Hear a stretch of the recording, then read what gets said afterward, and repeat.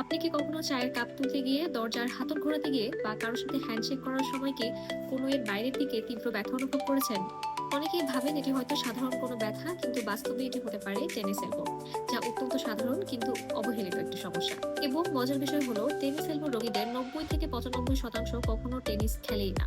তাহলে tennis elbow কেন হচ্ছে এবং কিভাবে বুঝবেন যে আপনার টেনিস এলবো হয়েছে এবং এর আধুনিক চিকিৎসায় বা কি? আজকের ভিডিওতে আমরা জানবো টেনিস এলবো সম্পর্কে সম্পূর্ণ বৈজ্ঞানিক ও সহজ ভাষায়। টেনিস এলবোর মেডিকেলের ভাষায় আরেকটি টার্ম আছে, সেটা হচ্ছে ল্যাটারাল এপিকন্ডাইলাইটিস।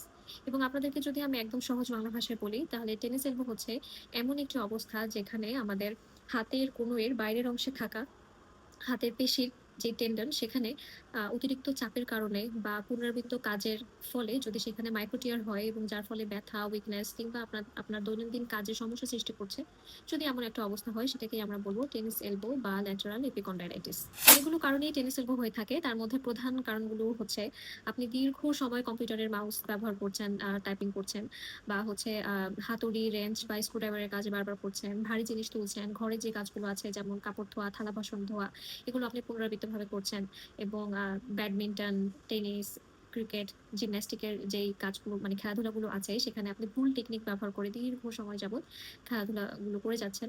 মানে মোট কথা হচ্ছে যে আমরা হাতের যে কাজগুলো আছে, আমরা এনি অ্যাক্টিভিটিস যেগুলো আমরা হাত দিয়ে করি, ফোরাম দিয়ে করি, সেখানে আপনি দীর্ঘ সময় আপনার হাতে একটা ওভার প্রেশার পড়ছে, ওভার ইউজ হচ্ছে।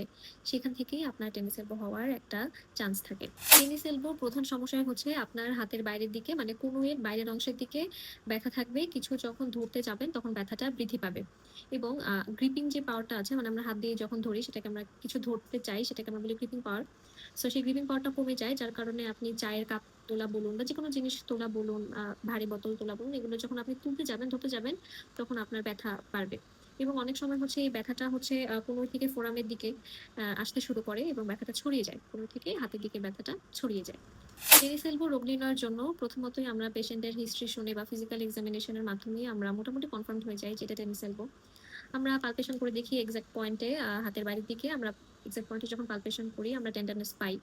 এক্ষেত্রে আমরা কনফার্মড হতে পারি। এছাড়া কিছু স্পেশাল টেস্ট আছে, যেমন কোজেন টেস্ট বা মিলস টেস্ট। এই ২ টা কমন টেস্ট যেগুলোর মাধ্যমে আমরা কনফার্মড হই যে না, পেশেন্টের এই সমস্যাটা আসলে টেনিস এলবো থেকে হচ্ছে। ট্রিটমেন্টের ক্ষেত্রে প্রথমেই আমাদেরকে মাথায় রাখতে হবে যে আমাদের অ্যাক্টিভিটিটাকে মডিফিকেশনে আনতে হবে এবং রেস্টে থাকতে হবে। কারণ আমি টেনিস এলবো কেন হয় সেখানেই আমি বলেছি যে আমরা যখন একই কাজ বারবার করছি, পুনরাবৃত্তভাবে করছি, তখন ওভার ইউজ হচ্ছে, ওভার প্রেশার পড়ছে, যার কারণে হচ্ছে।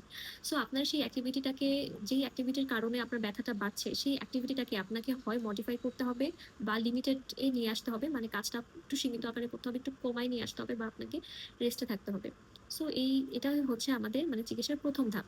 ফিজিওথেরাপি টেনিস এলবোর ক্ষেত্রে অত্যন্ত গুরুত্বপূর্ণ একটা ভূমিকা পালন করে। প্রথমে আমরা পেশেন্টকে বিভিন্ন এক্সারসাইজ প্রোগ্রামে নিয়ে আসি। এখানে হচ্ছে আমরা eccentric strengthening program, stretching exercise, আমাদের টেন্ডন বা মাসেলের আমরা স্ট্রেচিং করাই। ম্যানুয়াল থেরাপির মধ্যে সবচেয়ে গুরুত্বপূর্ণ এখানে হচ্ছে ডিপ ট্রান্সভার্স ফ্রিকশন, এটা আমরা করিয়ে থাকি। পাশাপাশি ট্যাপিংও করাই আমরা। তবে এখানে আরেকটা যেটা অনেক গুরুত্বপূর্ণ, সেটা হচ্ছে আমরা কিছু প্রোগ্রেসিভ লোডিং এক্সারসাইজ করাই। যেটা হচ্ছে আমাদের টেন্ডনটাকে পুনরায় শক্তিশালী করতে সাহায্য করে। এছাড়াও আমরা কিছু ইলেকট্রিক্যাল স্টিমুলেশন বা ইলেক্ট্রোথেরাপি যেগুলো আছে, সেগুলোও আমরা এখানে দিয়ে থাকি, যাতে পেশেন্টের ব্যথা কমিয়ে পেশেন্টকে রিলিফ দিতে সাহায্য করে। এক্ষেত্রে আমরা পেশেন্টের টেনিস এলবোতে একটু সাপোর্টের জন্য আমরা টেনিস এলবো ব্রেস দিয়ে থাকি।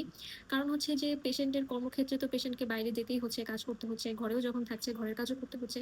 সো সেখানে সাময়িক একটা সাপোর্টের জন্য আমরা হচ্ছে টেনিস এলবো ব্রেস পেশেন্টকে সাজেস্ট করে থাকি। এখন এই যে এত সবকিছু বললাম, ফিজিওথেরাপি বললাম, অ্যাক্টিভিটি মডিফিকেশন বললাম, এবং অবশ্যই পাশাপাশি মেডিকেশনেরও একটা ভূমিকা আছে। মেডিকেশনও নিচ্ছেন, সবকিছুই নিলেন, তারপর আপনার ব্যথা ভালো হলো না। এরপরে চিকিৎসকরা তখন পরামর্শ দেয় ইন্ট্রা-আর্টিকুলার ইনজেকশনের জন্য, এবং ইন্ট্রা-আর্টিকুলার ইনজেকশন নিলেও পেশেন্ট হচ্ছে ভালো হয়ে যায়। এক্ষেত্রে কিছু টিপস শেয়ার করি। কাজের সময় সঠিক ergonomics বজায় রাখুন, নিয়মিত ফোরাম স্ট্রেংথেনিং এক্সারসাইজ করুন, এবং খেলাধুলার আগে ওয়ার্ম আপ করতে ভুলবেন না। আর দীর্ঘ সময় একটানা কাজ না করে কাজের মাঝে একটু বিরতি নিন। মনে রাখবেন, টেনিস এলবো কোনো সাধারণ ব্যথা না। সময় মতো সঠিক চিকিৎসা এবং বৈজ্ঞানিক ব্যায়াম বা এক্সারসাইজ অনুসরণ করলে অধিকাংশ রোগী সম্পূর্ণ স্বাভাবিক অবস্থায় ফিরে আসতে পারেন। সুতরাং আপনার বা আপনার পরিচিত কারো যদি কনুইয়ের বাইরের দিকে দীর্ঘ সময় তীব্র ব্যথা থাকে, তাহলে আর অবহেলা না করে আপনার নিকটস্থ অভিজ্ঞ চিকিৎসকের পরামর্শ নিন। স্বাস্থ্য বিষয়ক আরো বৈজ্ঞানিক ও তথ্যভিত্তিক ভিডিও পেতে আমার চ্যানেলটি সাবস্ক্রাইব করে রাখুন এবং লাইক ও শেয়ার করতে ভুলবেন না। আজকে এই পর্যন্তই। আল্লাহ হাফেজ। সুস্থ থাকুন, ভালো থাকুন।